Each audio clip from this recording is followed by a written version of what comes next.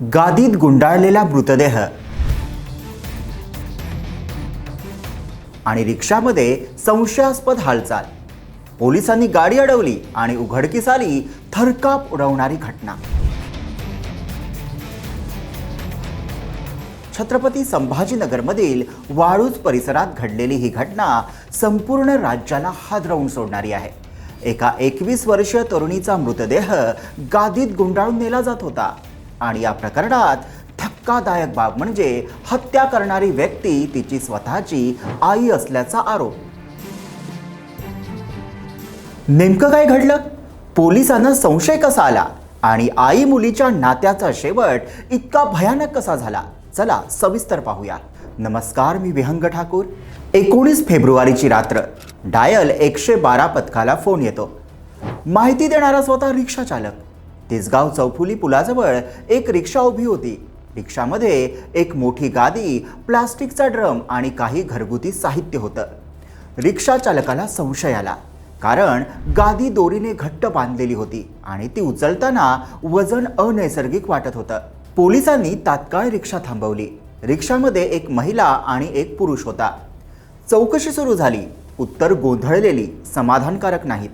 पोलिसांनी गादी उघडली आणि समोर आलं थरारक दृश्य. गादीत गुंडाळलेला एक तरुणीचा मृतदेह आणि मृत तरुणीची ओळख पटली, नंदिनी राजू धिवरे म्हणून. आई भारती आणि सावत्र वडील उमेश साबळे हा मृतदेह घेऊन जात होते.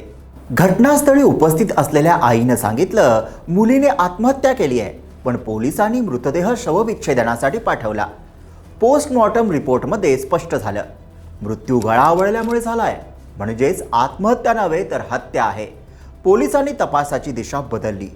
आई भारती उमेश साबळे हिच्यावर संशय गडद झाला. चौकशीमध्ये धक्कादायक सत्य बाहेर आलं.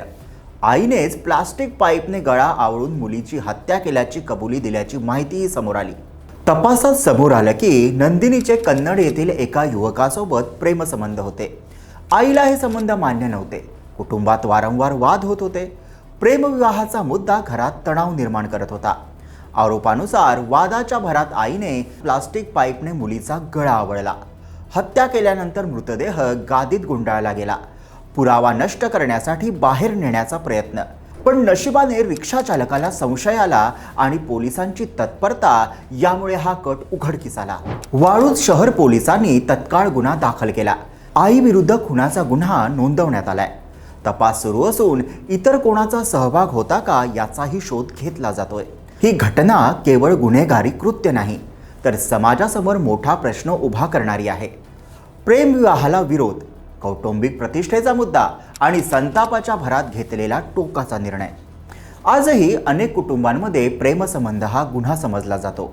संवादाऐवजी राग, समजवण्याऐवजी हिंसा. एका तरुणीचा जीव गेला. एका आईवर खुनाचा गुन्हा दाखल झाला. एक संपूर्ण कुटुंब उद्ध्वस्त झालं. हा प्रश्न फक्त एका कुटुंबाचा नाही, तर समाजाच्या मानसिकतेचा आहे. छत्रपती संभाजीनगरमधील ही घटना एक कठोर वास्तव दाखवते. रागाच्या क्षणी घेतलेला निर्णय आयुष्य उद्ध्वस्त करू शकतो. प्रेमविवाह असो किंवा इतर कोणताही मुद्दा, मतभेद होऊ शकतात, पण प्रश्न आहे, मतभेद हिंसेपर्यंत का पोहोचतात? वेळीच चर्चा झाली असती तर कदाचित आज एक जीव वाचला असता. याविषयी तुमचं मत काय? कमेंटमध्ये लिहा. व्हिडिओला लाईक करा, शेअर करा आणि आमच्या YouTube चॅनलला सबस्क्राईब करा.